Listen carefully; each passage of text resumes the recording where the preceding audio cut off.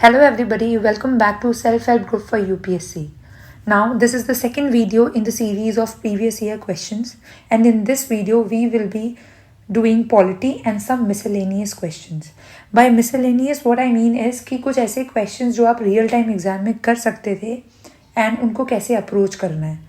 So basically ये polity का second part है 2023 के क्वेश्चन पेपर का, एंड आफ्टर दिस पॉलिटी का पोर्शन खत्म हो जाएगा. We will be dealing with some other subject. Just to mention here, let me tell you one thing. In each previous year question I will be giving you a static subject. हम वो सारे question solve करेंगे. एक static subject plus 6 to 7 वो questions होंगे जो miscellaneous है, मतलब वो किसी एक स्पेसिफिक सब्जेक्ट में नहीं आते या फिर उनमें आपकी नॉलेज या वैसा कुछ काम नहीं आ सकता था. तो what were the approach that you were suppose to take. So I will be dealing with some questions. So this way हम दोनों तरीके से पढ़ पाएंगे. So let's get started without wasting any time. So here is the first question for polity 77th पे. Okay, so please read the question here. ये क्या बोल रहा है? Consider the following statements. First statement है, according to the Constitution of India, the central government has a duty to protect states from internal disturbances.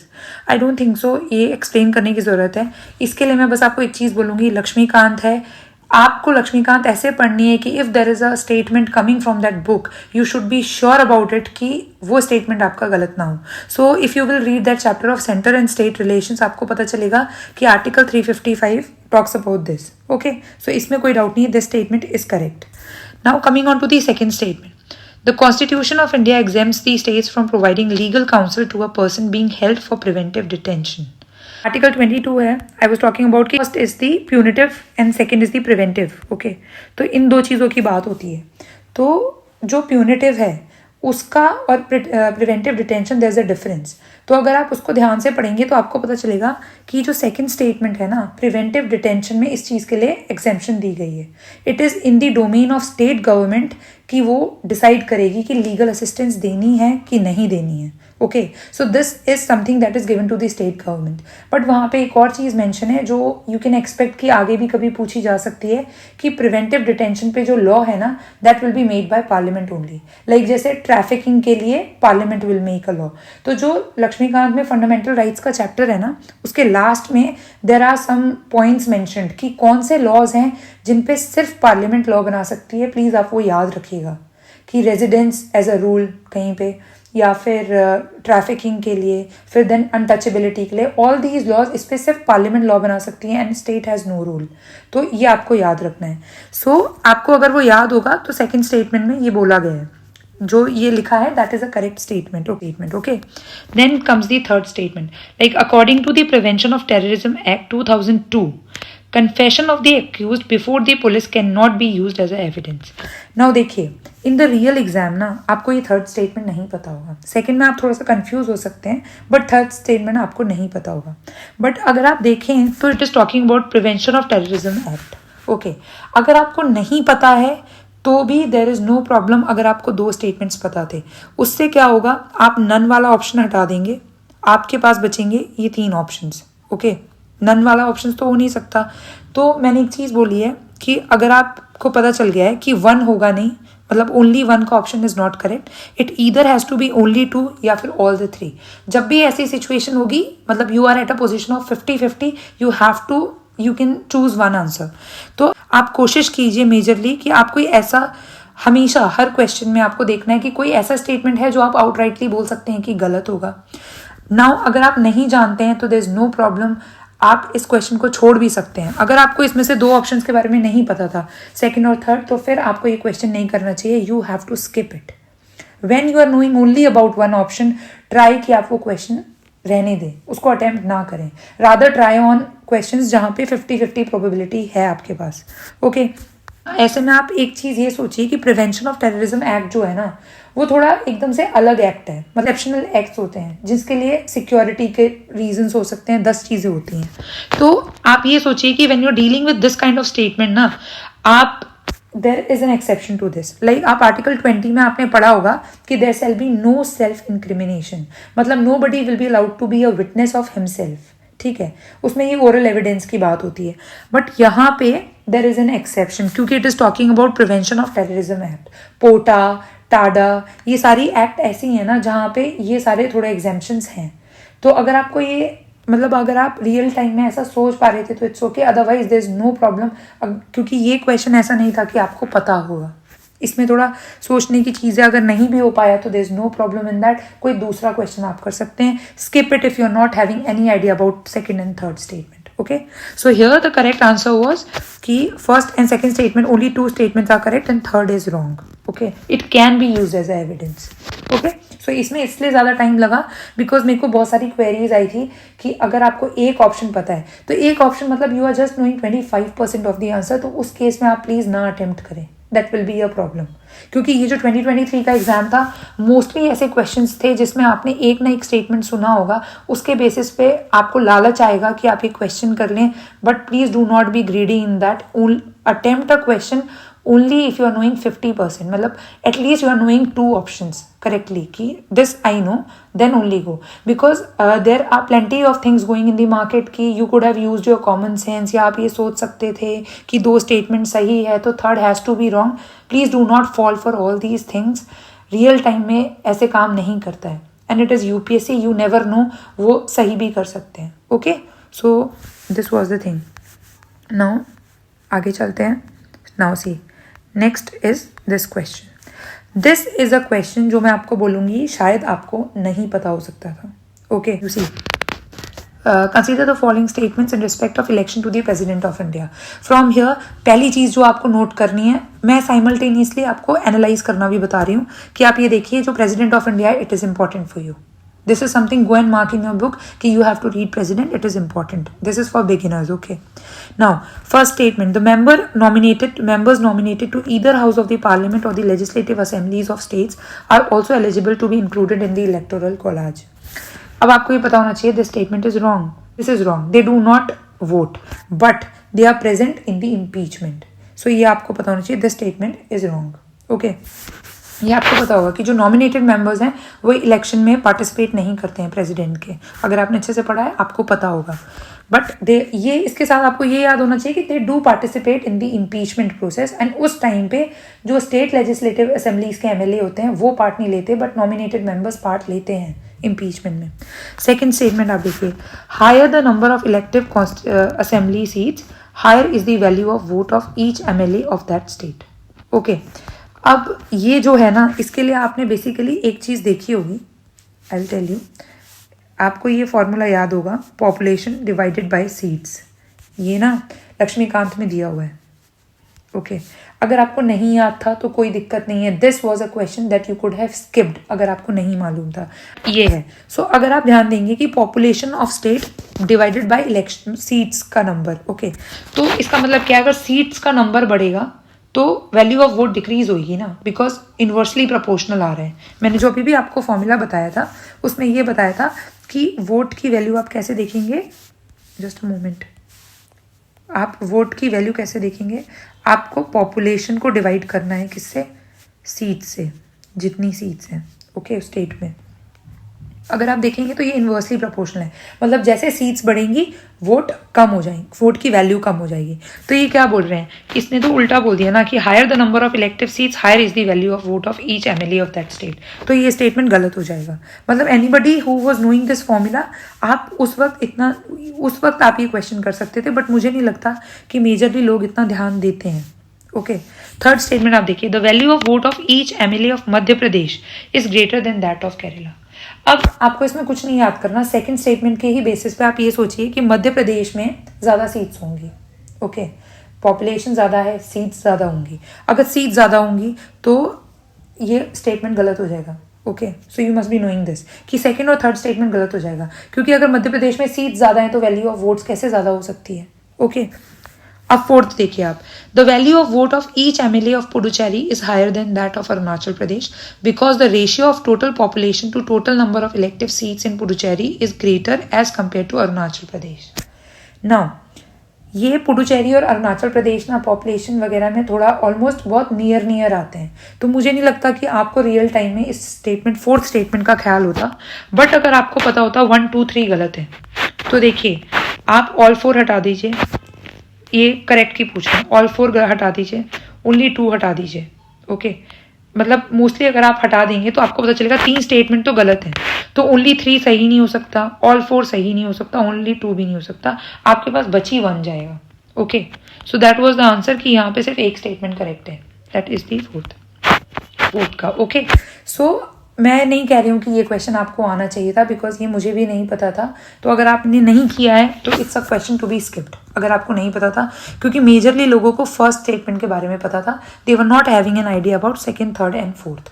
Okay, अब आगे चलते हैं, let's take up another question. This is again a question based on factual knowledge. Okay, this is the third question in line जो factual आ रखा है, मतलब in my polity video के क्वेश्चंस जो भी मैंने डील किए हैं। अब फर्स्ट स्टेटमेंट जो है कि one of the standard sizes of the national flag of India is 600 mm into 400 mm। I am sure कि बहुत सारे लोगों को नहीं पता होगा, ये फैक्चुअल डेटा था, मुझे नहीं मालूम था। I was knowing about the second statement कि the ratio has to be 3:2, लेकिन आपको हो सकता है फर्स्ट स्टेटमेंट ना पता हो। तो बहुत लोग ऐसे बोलते हैं कि आप इसको डिवाइड कर लेते हैं 600 इंटू 400 मिलीमीटर, ये अगर आपको नहीं पता था तो you could have skipped this. Okay, so there was no problem regarding this question, अगर आपको नहीं आता था तो that's fine. Okay, this is something, देखिए मैं आपको ऑनेस्टली वही बता रही हूँ जो मैंने रियल टाइम में किया था। जो क्वेश्चन मुझे नहीं आता, I do not touch them, and this is the same thing that you have to do. आपको 100 में से 100 क्वेश्चन नहीं अटेम्प्ट करने, 95 भी नहीं करने। If you are even attempting 85, मैंने अपने दोनों अटेम्प्ट्स में जब भी मैंने प्रीलिम्स निकाला था, मैंने 85 ही अटेम्प्ट किए थे, not more than that. Be wise with your attempts. आप फ्लो में ज़्यादा अटेम्प्ट मत कीजिए ये कह के कि ओ आई एम नोइंग, मुझे लगता है ये होगा, लगता पे एग्जाम नहीं होगा। Okay, you have to be wise enough to choose questions. So CSAT में भी वही करना है और प्रीलिम्स के एग्जाम में भी वही करना है। Next comes this question 85। Now see, this is something जो सब कर सकते थे, ये आपसे आपकी प्रेजेंस ऑफ माइंड मांग रही है। You see, the constitution day is celebrated on 26 November every year to promote constitutional values among citizens.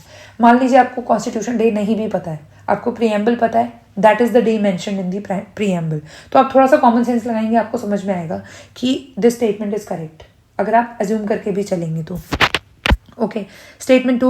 On 26 November 1949, the Constituent Assembly of India set up a drafting committee under the chairmanship of Dr. B.R. Ambedkar to prepare a draft constitution of India. अब मुझे एक बात बताइए, मान लीजिए आपको नहीं भी पता कि द कमिटी वॉज मतलब कॉन्स्टिट्यूटेड इन अगस्त 1947, नहीं पता आपको, लेकिन आपको ये तो पता है कि 26 नवंबर 1949 को जब हमने कॉन्स्टिट्यूशन मतलब प्रीएम्बल में लिखा है कि वी अडॉप्ट आवरसेल्व्स ये कॉन्स्टिट्यूशन, तो आप ये सोचिए how can the drafting committee be formed on 26 नवंबर 1949। सो अगर आप वैसे भी कर देते तो ये स्टेटमेंट गलत था, और इसके हिसाब से अगर आप जाएंगे तो you will be left with option C. Statement 1 is correct but statement 2 is incorrect. Okay, so ये होमगार्ड्स, ये सब चीज़ें जब न्यूज़ में होती हैं ना, जैसे आपको बॉडी दिखे, then and there go to the official site and search about it. 2 minute लगेगा but your much things, it will be helpful for you in the long run. Okay, so I hope you understand that. So here let me do this. ये मेरे को नहीं आता था, I am telling you, मेरे को home guards पे नहीं पता था, बट मुझे कुछ चीज़ें मालूम थी। अब देखिए, the first statement is saying Home Guards are raised under the Home Guards Act and rules of the central government. Okay? इसको आप ऐसे ही रहने दीजिए अगर आपको नहीं मालूम है तो। सेकेंड स्टेटमेंट पे आइए आप। The role of the home guard is to serve as an auxiliary force to the police in maintenance of the internal security. Okay, third statement देखिए, to prevent infiltration on the international border coastal areas the border wing home guards battalions have been raised in some states. Okay, now you see, आपने तीनों statement पढ़ लिए, पहले आप ये देखिए कौन सा एक स्टेटमेंट है जो आपको लग रहा है आउटराइटली गलत हो सकता है। आई टोल्ड यू, पहले आपको वो चीज़ें देखनी है जो आपको लगता है हाँ ये गलत होगी। अब आप हमेशा देखिए, कभी भी in any previous year question या फिर इन दी रियल एग्जाम जो आप 2024 में अटेम्प्ट करेंगे, अगर आपको 2 ऑप्शंस कॉन्ट्रडिक्शन में दिख रहे हैं तो वो साथ में सही नहीं हो सकते। पहली बात ये, मैं बताती हूँ क्यों। आप ये देखिए, यहाँ पे सेकंड स्टेटमेंट में क्या लिखा है, the role of home guards is to serve as an auxiliary force to the police in maintenance of the internal security. Now police is a state subject, you know that. First में वो क्या बोल रहे हैं, home guards are raised under the home guards act and rules of the central government. मुझे एक बात बताइए, अगर सेंट्रल गवर्नमेंट यहाँ रेगुलेट कर रही है तो वो पुलिस को कैसे असिस्ट करेंगे? मतलब police is a state subject, right? So central क्यों रेगुलेट करेगी हर स्टेट में होमगार्ड्स को? उनके लिए तो हैक्टिक हो जाएगा ना, और कोई तुक भी नहीं बैठेगा इस चीज़ का यहाँ पे. So you have to think that way कि in the second option it's talking about police, and police is a state subject, and the first statement it's talking about the central government regulating these home guards. So ये statement साथ में सही नहीं होंगे. सो पूरी chances हैं कि second statement सही होगा. ओके, बिकॉज होम गार्ड्स हम सुनते हैं, अगर स्टेट में लगाई गई है तो ऑब्वियसली वो किसके रेगुलेशन में आ रही होंगी? स्टेट के डोमेन में आ रही होंगी. Third is to prevent infiltration on the international border coastal areas, the border wing home guards battalions have been raised in some states. This statement is correct. अगर आपने पढ़ा हो या नहीं पढ़ा हो दैट्स ओके, लेकिन आप ये देखिए कि फर्स्ट स्टेटमेंट इज रॉन्ग. अगर आप फर्स्ट हटा देंगे ना तो ऑल थ्री स्टेटमेंट हट जाएगा. सेकंड स्टेटमेंट इज करेक्ट, आप हटा दीजिए. You will be left with only one या only two, and here the second and the third statement is correct. Here you see with reference to India consider the following pairs. ये question है, ये आपने नहीं सुना होगा ना आपने पढ़ा होगा, मैंने भी नहीं पढ़ा हुआ था. इसमें से जब आप पढ़ोगे तो अनऑथराइज्ड वेयरिंग ऑफ पुलिस और मिलिट्री यूनिफॉर्म्स, इसके सामने लिख दिया the official secrets act 1923. Okay, अभी कुछ आपको नहीं पता होगा लेकिन आप थर्ड पढ़िए. Celebratory gun fire which can endanger the personal safety of others, the arms act 2019. अगर आपने ये थर्ड देखा है तो गन फायर की बात हो रही है, सामने आर्म्स एक्ट लिखा है. तो मैं ऑनेस्टली आपको बोल रही हूँ, अगर मैं होती हूँ तो मुझे लगता है ये स्टेटमेंट सही है. There is no problem in this statement because it's talking about arms act, here it's talking about celebratory gun fire, it relates. Okay, this is relatable. So obviously none वाला ऑप्शन गलत हो जाएगा. This none option will be incorrect. Now you are left with three options. Now you see it's talking about the first statement, unauthorized wearing of police और military uniforms. This is correct. आप थोड़ा सा भी सोचेंगे तो आपको पता चलेगा ऑफिशियल सीक्रेट्स एक्ट क्या है. यही चीज़ है ना कि आप अनऑथराइज्ड वेयरिंग, मतलब ये रिलेट कर रहा है if you see. But in the second one, knowingly misleading और otherwise interfering with a police officer और military officer when engaged in their duties, this is interfering in the official duty. Okay, this is something not relatable to evidence directly. आप ये नहीं बोल सकते कि ये evidence वाला है. बट अगर आपको ये नहीं पता था कोई दिक्कत नहीं है, ये क्वेश्चन आप स्किप कर सकते थे. आई एम नॉट सेइंग आप सारे क्वेश्चन स्किप कर देते. अगर आपको ये पता है, मेरे को जैसे ये पता था कि सेकंड स्टेटमेंट ना थोड़ा रिलेट नहीं कर रहा, इसका एविडेंस से क्या लेना देना है कि you are interfering with a police officer on duty. This is not related to evidence. You are not tampering the evidence, right.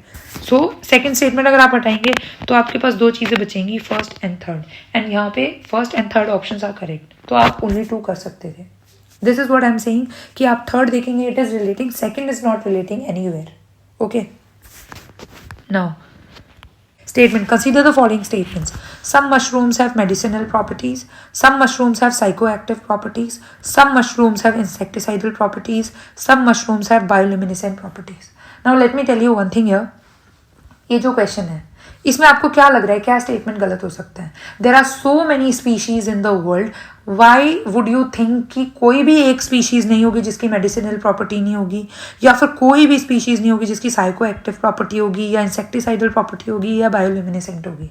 तो whenever you are getting at least science के क्वेश्चन जहाँ पे सम की बात हो रही है, या फिर ऐसे भी, मतलब we'll be further looking into questions, तो you have to assume that कि ऐसे स्टेटमेंट्स मोस्टली सही होते हैं. तो इसमें आपको तुक्का नहीं मारना है, ये सोचने की बात है कि इतनी सारी स्पीशीज हैं हर चीज़ की, आपको क्यों लगता है कि वो लाइट एमिट नहीं कर सकती, है ना? So the answer would be all four options are correct. Okay, so these are the options जो आप रियल टाइम में कर सकते हैं, और this will come with practice and confidence. So there is no issue in this. Second is, you see here, the same question on the same line. Consider the following statements regarding the Indian squirrels.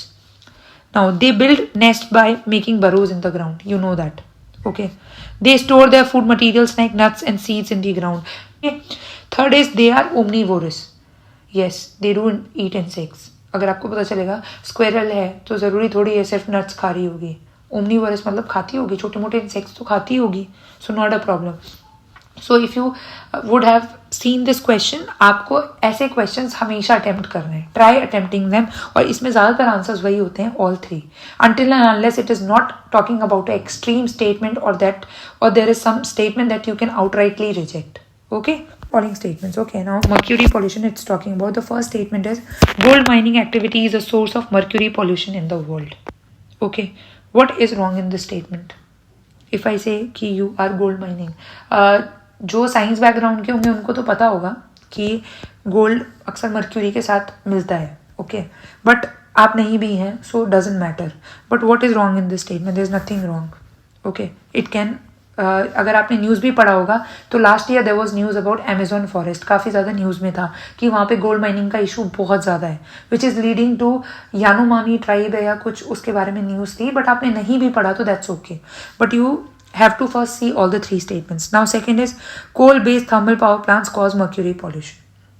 हर साल I'm telling you will get such questions जिसमें it's saying it will give you a statement and it causes this pollution. Chances है कि pollution they must be causing pollution. You know why? To reject this statement there must not be a single tinge of pollution from coal based plant, and chances of this statement getting true is very rare. क्या एक भी instance नहीं होगा जहाँ पे coal based thermal power plant mercury pollution को contribute करें, है ना? सो इसकी चांसेस बहुत कम है, बहुत कम क्या, बिल्कुल नेग्लिजिबल है. So third statement, there is no known safe level of exposure to mercury. Now ये EU ने काफ़ी टाइम, आई थिंक 2008 के आसपास, दे हैड डिक्लेयर्ड दैट वो फेज आउट करेंगे मर्क्यूरी को, ओके. And mercury has been banned from thermometers too. So you must be knowing कि क्यों किया होगा, because they are not knowing कि छोटा सा नेग्लिजिबल अमाउंट भी नहीं है जो सेफ है. So there were chances, I just thought on that scale कि ये स्टेटमेंट सही हो सकता है. एंड आप इसके हिसाब से सोचेंगे तो you will be getting all three statements are correct. You know why? Because in the initial two statements there is nothing like कि मैं उसको आउटराइटली रिजेक्ट कर दूं कि नहीं, पॉल्यूशन गोल्ड माइनिंग से नहीं हो रहा होगा mercury pollution. Third was the thing जहाँ पे आप सोच सकते हैं कि एक एक्सट्रीम स्टेटमेंट है, बट अगर आपको याद होगा कि थर्मोमीटर्स आजकल डिजिटल आ रहे हैं, we are no more using mercury thermometers, right? You see, with reference to green hydrogen, consider the following statements. Green hydrogen is what? Green hydrogen is a good concept, okay.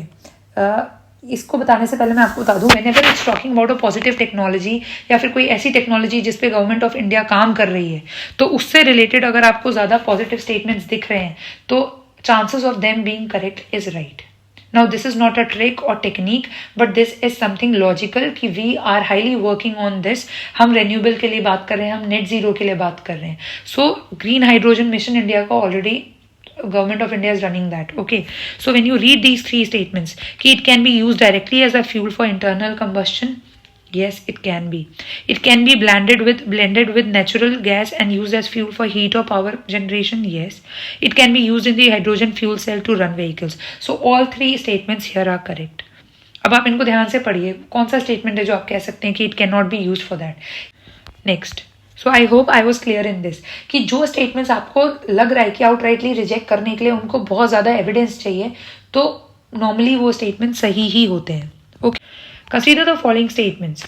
The self help group programme was originally initiated by the State Bank of India by providing micro credit to the financially deprived. वैसे शायद ये economy का question था, but I have taken it, तो हम इसको solve कर लेते हैं. Now here's the fact, State Bank of India, I am not knowing about that. Till now I'm not knowing, so it's okay. आगे पढ़ते हैं.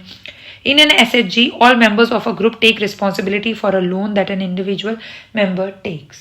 ये आपको पता होगा, आपने इकोनॉमी पढ़ी होगी तो आपको अच्छे से पता होगा कि this statement is correct, okay. कि SHG में क्या होता है, एक इंसान को लोन मिलता है, लेकिन ऐसा नहीं उसको मिल गया तो अब वो ग्रुप से बाहर हो जाएंगे, नहीं. He will have to stick to that group till last, जब तक सबको नहीं हो जाता. So everybody has to take a ये क्यों किया गया था? ये easy dispensation of credit के लिए किया गया था, क्योंकि एक इंसान के पास हो सकता है collateral ना हो, there are so many issues. So SHG was done for this only, कि आपको इजी डिस्पेंसिबिलिटी हो जाए, आप इजीली डिस्पेंस कर सकें क्रेडिट. बैंक्स के लिए इजी हो जाता था एक ग्रुप को देना, okay. So this statement is correct. The third is regional rural banks and schedule commercial bank support SHGs. Obvious सी बात है, रूरल एरियाज में SHGs बहुत होती हैं, तो रीजनल रूरल बैंक्स तो करती होंगी और शेड्यूल कमर्शियल बैंक्स भी करेंगी. There is nothing wrong in that, right. इसमें क्या ज़रूरत है, गवर्नमेंट तो चाहती है आप SHGs को लोन्स दे ताकि डेवलपमेंट हो, एम्पावरमेंट हो. विमेन, ज़्यादातर SHGs are of women, right, तो वो तो चाहती हैं. तो आप अगर आप देखेंगे सेकंड और थर्ड स्टेटमेंट में कोई खराबी नहीं है. थर्ड देखिए, self help group programme was originally initiate, मतलब ये जो फर्स्ट स्टेटमेंट है, by the State Bank of India. Now पहली चीज़, मैंने खुद जब ये रियल टाइम में किया था तो मैं ये सोच रही थी, since these two statements are correct ना, इस पूरे क्वेश्चन में इस फैक्ट सिर्फ एक जगह आ रहा है, that is state Bank of India, और पूरी चांसेस है कि वही एक चीज़ है जो एग्जामिनर आपकी गलत कर सकते हैं. They can put something else there. Okay, so it was here State Bank of India is wrong. Okay so आप ऐसे भी सोच सकते हैं, जैसे मैंने पिछले क्वेश्चंस में बताया कि आप ये देखिए कि कौन सा स्टेटमेंट है जिसके चांसेस गलत होने के ज्यादा होंगे. यहाँ पे गलत करने के चांसेस कम है ना, because these are generalize statement. So here the option was only 2. Okay, question देखिए. Statement 1, India's public sector healthcare system largely focuses on curative care with limited preventive, promotive and rehabilitative care. Okay, first statement here. Second, under India's decentralized approach to healthcare delivery, the states are primarily responsible for organizing health services. Okay, now आप पहली चीज ये समझिए कि ये जो question first है, जब भी कोई बड़ा स्टेटमेंट आ रहा है, try to break it in 2 parts. First is talking about, first you should know the difference between curative care and preventive, promotive and rehabilitative care. First of all, curative मान लीजिए आपको मतलब नहीं पता. Curative means cure. Okay, so it is saying कि we are majorly focused on curative. Now when I was sitting in the exam hall, मैंने बस ये सोचा कि you see curative health care, India is a developing country. Okay, हमारे पास अभी curative मतलब डिजीजेस के लिए, आपने सुना ही होगा, रेयर डिजीजेस के लिए गवर्नमेंट इज फोकसिंग ऑन कि हम कलेक्ट करेंगे फंड्स, मतलब वो वॉलंटरी बेसिस पे. ओके, बिकॉज इतना हमारे पास फंड्स नहीं है. तो आप ये सोचिए कि हम जहाँ पे क्यूरेटिव मतलब किसी इंसान को डिजीज हो गई है, तब we are not able to address that issue, तो प्रिवेंटिव पे तो हम बाद में जाएंगे, है ना. और इंडिया में जो मेजरली पॉपुलेशन है, अवेयरनेस लो है. आयुष्मान भारत में भी हम उसी की बात कर रहे हैं ना, we are not talking about preventive health care. So आप देखेंगे कि ये स्टेटमेंट सही है. India being a developing country, हमारा ज्यादातर ध्यान है कि जो ज्यादा जूझ रहे हैं, जिनको ज्यादा प्रॉब्लम है, people who are suffering with severe diseases, हम उन चीजों को एड्रेस कर पाए. Okay, second, under India's decentralized approach to healthcare delivery, the states are primarily responsible for organizing health services. This is right, because public health is a state subject. तो अगर आप ये देखेंगे तो this is true statement. Okay, आप ये भी नहीं याद होगा तो आपको ज्यादातर याद रहता होगा कि वेस्ट बंगाल और सेंट्रल गवर्नमेंट में इतने इश्यूज होते हैं. वेस्ट बंगाल गवर्नमेंट सेज कि we have our own scheme, तो इसलिए हम आयुष्मान भारत इतना ज़्यादा नहीं कर पा रहे हैं. We are not able to implement it because we have our own scheme. So अगर आपको याद होगा तो आप वैसे भी सॉल्व कर सकते हैं कि states are primarily responsible for organising their own health services. Statement 2 is not a correct explanation. It is talking about कि पब्लिक हेल्थ मतलब states are responsible for health management, but it's not asking about that. It's asking about कि हम curative health care पे क्यों ज्यादा ध्यान दे रहे हैं. So second statement is not an explanation to this, although it is correct. So here the answer will be 75 का B answer. Okay, now 76th. Statement 1. According to United Nations World Water Development Report 2022, India extracts more than a quarter of the world's groundwater withdrawal each year. We know, आपको figure में नहीं पता होगा कि a quarter, आपको लग सकता है 25% तो बहुत ज़्यादा है, बट आपको अगर आपने मीन्स का थोड़ा सा पढ़ा होगा, मतलब यू मस्ट हैव रेड, या फिर आपने ग्राउंड वाटर के बारे में पढ़ा होगा, क्योंकि प्रीवियस ईयर्स में ना they have asked about ground water, तो यू मस्ट बी नोइंग कि दिस स्टेटमेंट इज करेक्ट. मतलब पूरी चांसेस है कि ये स्टेटमेंट सही होगा. ओके, कि India extracts more than a quarter of the world's ground water withdrawal each year. Okay, and जो उन्होंने बॉडी लिखी है, United Nations world water development report 2022, chances are it would be correct. Okay, लेकिन फिर भी आप रुक जाइए अगर आपको नहीं भी पता है तो. सेकंड देखिए, India needs to extract more than a quarter of the world's groundwater each year to satisfy the drinking water and sanitation needs of almost 18% of world's population living in its territory. अब आप basically ये सोचिए, India is the largest consumer of ground water. Okay, world में हम सबसे ज्यादा ground water extract करते हैं. अब हम ग्राउंड वाटर एक्सट्रैक्ट ज्यादा पानी पीने के लिए थोड़ी करते हैं, राइट? पानी पीने के लिए नहीं होता. इंडिया का जो WTO में जो हम टैरिफ्स की बात करते हैं, ये फ्री इलेक्ट्रिसिटी की बात करते हैं, सब्सिडी की बात करते हैं, हम क्या बोलते हैं? Due to the availability of free electricity ना, लोग वाटर यूसेज बहुत ज़्यादा है ट्यूबवेल्स के थ्रू, इनके थ्रू, और हम वाटर इंटेंसिव क्रॉप्स यूज कर रहे हैं लाइक शुगर केन, राइस. हम ये कहाँ पर ग्रो कर रहे हैं? जो वाटर डेफिसिट रीजन्स है, या फिर जहाँ पे वाटर की अवेलेबिलिटी इतनी ज़्यादा नहीं है. इफ़ यू सी पंजाब में इतना ज़्यादा पानी थोड़ी है. राइस फिर भी हम उगाते हैं. If you come to UP, हम शुगर केन उगाते हैं वहाँ पे. सो हम वाटर इंटेंसिव क्रॉप्स करते हैं, वर्चुअल वाटर एक्सपोर्ट आपको. So obviously it is not due to the हमारी sanitation and water needs, drinking water needs, but it is due to the agriculture. So statement 2 is explicitly wrong. Okay, अब आप जब ये statement 2 wrong कर देंगे so you will know statement 2 is incorrect and statement 1 is correct. So first और second statement का तो मतलब ही नहीं रह जाता. So we are just left with C statement. Okay, so C is correct. So this is how you have to do. पहले मैंने कहा है किसी भी क्वेश्चन में always focus on what is the statement that is explicitly wrong, मतलब जो गलत है. जब आप वो हटा देंगे ना तो चाहे एलिमिनेशन हो या नहीं हो, solving the question will be easier for you. Okay, so here again 90 question देखिए आप. Consider the following statements. Recently, all the countries of the United Nations have adopted the first ever compact for international migration of the Global Compact for Safe, Orderly and Regular Migration. Okay. Second देखिए, the objectives and commitments stated in the GCM are binding on the UN member countries.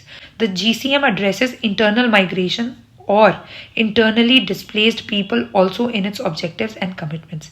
Now this third statement is a little bit positive. Why? If you see Global Compact for Safe, Orderly and Regular Migration. Okay, is it saying anywhere कि हम सिर्फ मतलब international migration या फिर वैसी बात कर रहे हैं? नो.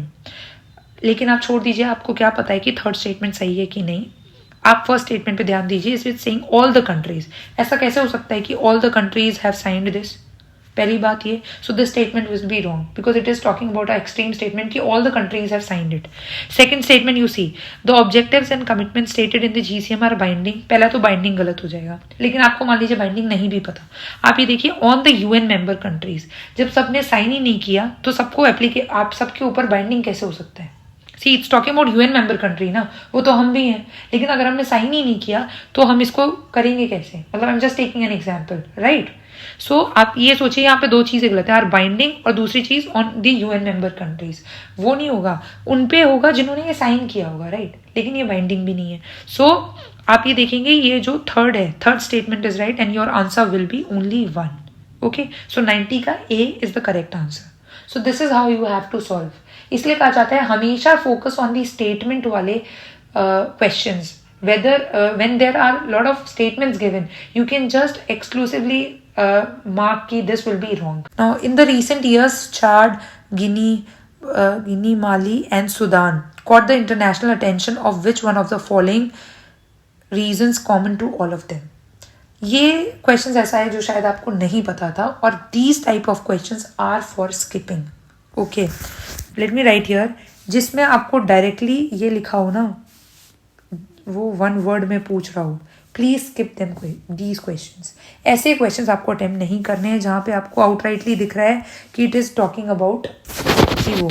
लेकिन मैंने ये इसलिए कर दिया था क्योंकि I was following a little bit of news, so I was knowing कि यहाँ पे ये कूप वाला इशू चल रहा है. लेकिन आपको नहीं पता था ये स्टेटमेंट, आप ये ऐसे क्वेश्चंस आप स्किप कर सकते हो because these are directly one word. अगर आपको पता है तो पता है, नहीं पता है तो नहीं पता है. पूरी कोशिश कीजिएगा कि ऐसे स्टेटमेंट्स पे आप ना मार्क करें अगर आपको नहीं पता.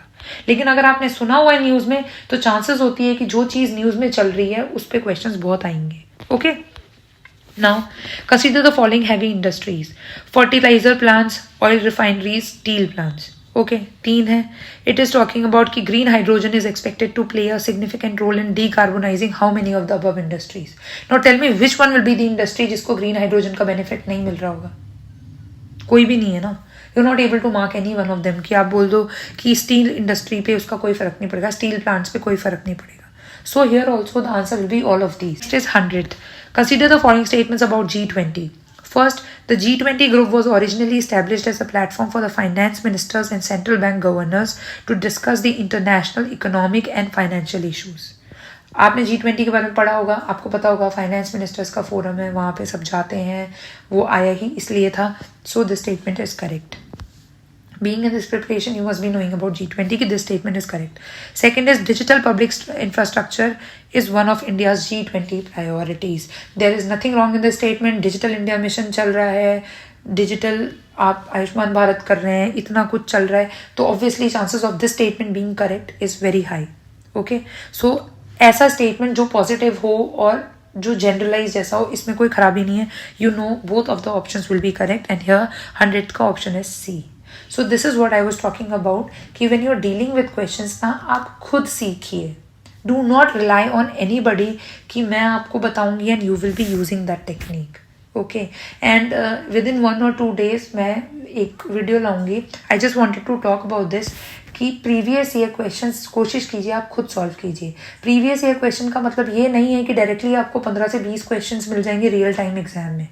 पीपल हु आर क्लेमिंग मिल जाए तो बहुत अच्छी बात है, but if you are expecting something out of UPSC तो वो बहुत गलत बात है. Please do not do this, क्योंकि जब आपको वैसे क्वेश्चंस नहीं दिखेंगे लाइक दिस ईयर 2023, चाहे प्रीवियस ईयर से क्वेश्चन दिखे थे but pattern was totally changed, तो आप वहाँ पे जाके होपलेस होंगे और आपको क्वेश्चंस करने नहीं आएंगे. So do not be mentally prepared for anything कि ऐसा ही क्वेश्चन आएगा, ऐसे आएगा या फिर प्रीवियस ईयर क्वेश्चन से आएगा. नहीं, your role is just to practice and you have to just be on the way कि you are doing your own efforts. You have to just know the UPSC language psyche, ki how is it asking questions, and just know that these questions will not be solved only on the knowledge base, but you will be needing something else also. Okay, needless to say, but you know UPSC is very unpredictable. You have no idea कि कल को क्या paper आ जाए. Okay, so just make your own efforts and learn the language. आप ये खुद सीखिए. सो मैं यहाँ पे डिस्कस करती हूँ, उससे पहले आप 2023 का पेपर खुद मार्क करके, खुद कॉमन सेंस करके पूरा सा लगा के देखिए कि how many questions you are able to understand, how much language are you able to understand. Okay, so this was the only message that I had to give you. And there was a disclaimer कि answer copy मतलब official answer key is not yet out. हो सकता है इसमें से कुछ questions के answer ये ना हो. You have to finally, UPSC is the king, उनका जो आंसर होगा we will rely on that. फिलहाल we are just working and we are just making our own efforts. हम बस कोशिश कर रहे हैं कि हम यूपीएससी की लैंग्वेज समझ पाएँ. So here was just my approach जो मैं यूज़ करती हूँ रियल एग्जाम में. और रियल एग्जाम में there are no tricks and techniques, ये मैं हर वीडियो में बोलती हूँ. मुझे 2 साल पहले जब भी मैंने प्रीलिम्स निकाला है, मुझे किसी ने आज तक कोई ट्रिक नहीं बताई, ना मैंने कोई फॉलो की थी. और मैं आपको भी सजेस्ट नहीं करूँगी कि आप टेक्निक्स और ट्रिक्स पे जाएँ, बट हाँ कुछ कॉमन सेंस होता है, लॉजिकल अप्रोच होता है, वो फॉलो कीजिए. That will help you. So it's all, मतलब I am done with this. In the next video हम फिर से एक स्टैटिक सब्जेक्ट लेके आएंगे, उसके साथ कुछ मिसलेनियस क्वेश्चंस देखेंगे. अगर आपको चाहिए कि कुछ और इम्प्रूव करूँ मैं, कुछ और अप्रोच हो, तो let me know in the Telegram section और the comment section. Thank you.